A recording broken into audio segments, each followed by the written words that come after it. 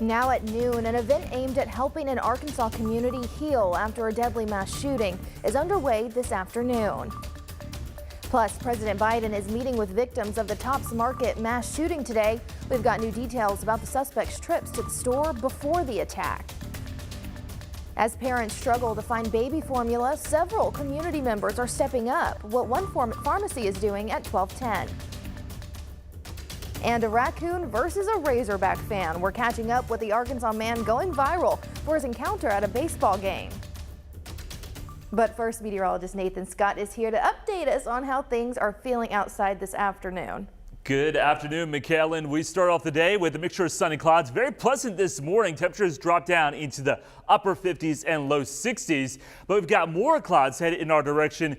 And underneath this shield of clouds is a little bit of rain. Temperature right now 81 at Little Rock, but it's 70 in Mena because you've been socked in with the clouds, 79 in Stuttgart and 73 in Clinton. Here's the radar loop. This is a dying system. It did produce some thunder and lightning into Sebastian County and also into Franklin counties, but you see that lightning is starting to dissipate. So we'll have a little bit of light rain move in for folks in Dardanelle, Russellville, Perryville, Hot Springs, also seeing a little bit of light rain. And I think this will hold together as it moves into the metro, producing a little bit of rain. Temperatures out there today topping out into the low to mid 80s across the state. And we're going to really warm things up going into the rest of the work week. Here are the records, and there's the forecast. So I don't think we're going to have any record highs like what we had last week, but temperatures will be once again well above average, and summertime returns here in Central Arkansas as temperatures are back up into the low 90s. Doesn't last very long, though. The weekend does feature some changes. I'll let you know what those changes are coming up. Thanks, Nathan. And right now, a message of hope and nonviolence being spread across the community of Dumas just 2 months after a deadly mass shooting. The Arkansas Martin Luther King Jr. Commission is there today, hosting several events aimed at helping people there heal and bring about change. There will also be a candlelight vigil and peace walk later today. We're going to have more from those tonight at 5 and 6. President Biden and the First Lady are in Buffalo to pay their respects to the victims of this weekend's mass shooting, where officials say the gunman targeted black people. The visit comes as officials in the area are concerned about copycat attacks. Michael George has the latest from Buffalo.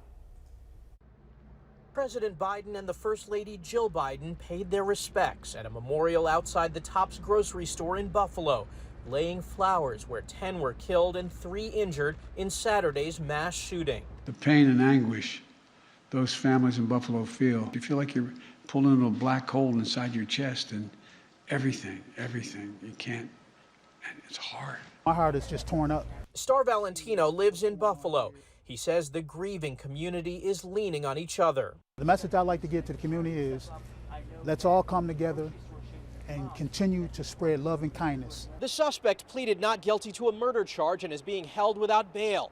Police say he scouted specific targets for months. The individual was here a few months ago, back in early March. In an online post, the 18-year-old allegedly wrote that he had a close call with a security guard when he scoped out the supermarket in the predominantly black neighborhood.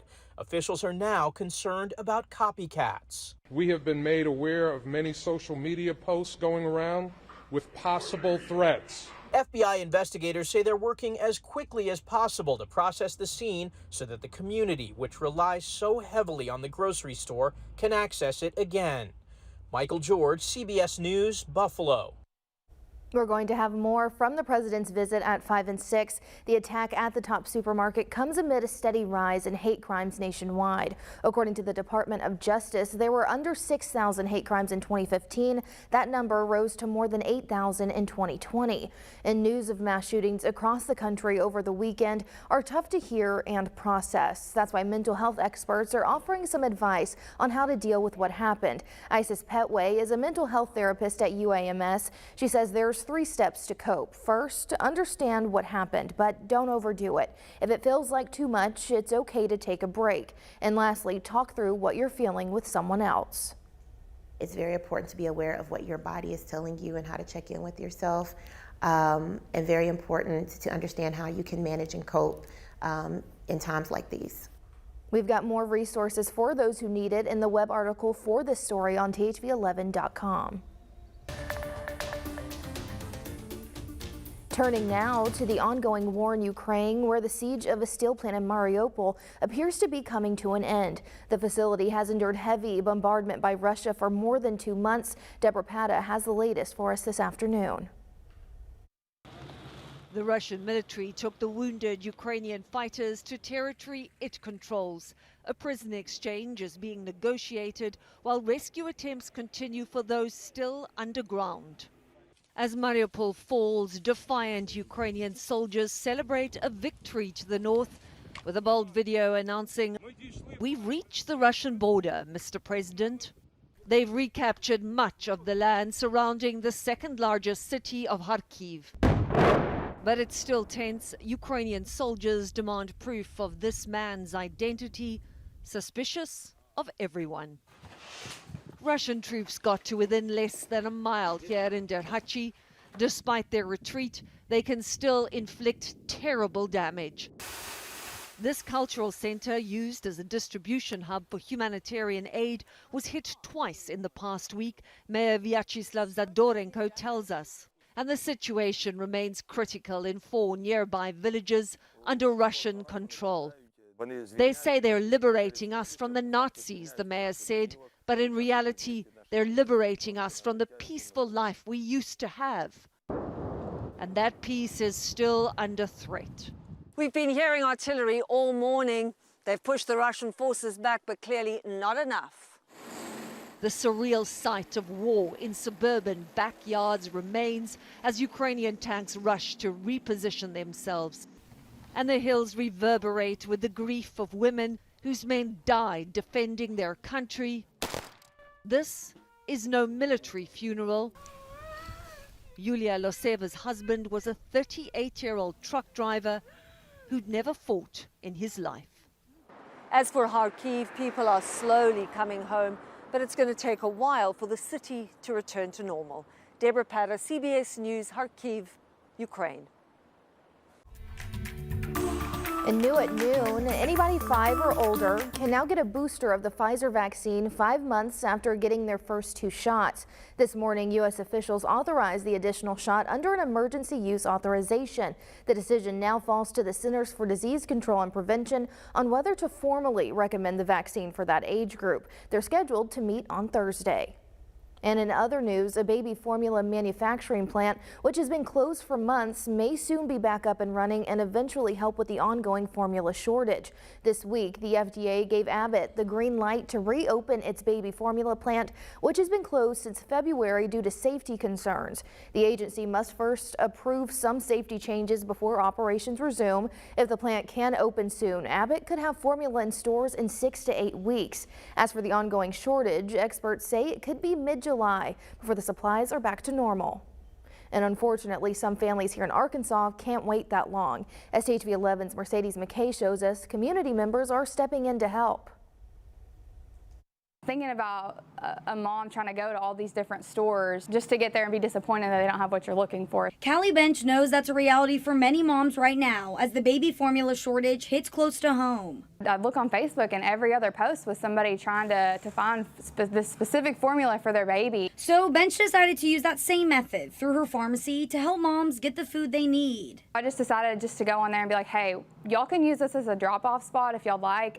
We'd love to take the donations and be able to get it to moms who are looking for the formula for their babies. The post hasn't even been up for a week yet, and the pharmacy already has a bin of donations right next to their prescriptions. We are running a business too, but we're keeping it on at night. That's like all we sit there and do is just put formula with mom and try to get it out there. So we've been pretty active in it. The pharmacy of Shannon Hills isn't the only one stepping up to help worried families. Executive HA, this is a new thing that just came. The Watershed, a community development agency, is keeping their stock as full as they can. We got a majority of all the milk that the parents need. Lisa Davis, Director of Children and Family Services, says they provide the formula to families that are on the WIC program, but their supply is open to anyone who needs it. At this point, they're desperate. So they got to do what they got to do to feed their kids. Right now, they're giving families about 4 cans when they come in. And Davis is confident their supply will carry families through this scary time. God placed us here for a reason, and I know that it's going to hold. As long as we give it to the parents right, and the parents that come over here that actually needs it, it'll hold for the next 3 weeks. Mercedes McKay, THV11 News.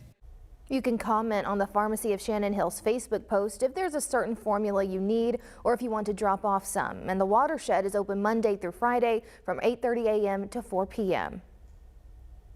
And you never know what will happen at an Arkansas Razorback game, but no one really expected this. A fan catching a raccoon running through the stands. We're hearing from him at 12:18. Nathan? That is some wild video. Hey, we don't have any wild weather to worry about here in central Arkansas. Just a few light rain showers out there right now. I'll have a look at radar and talk about the heat and humidity. It's going to be returning very soon, coming up.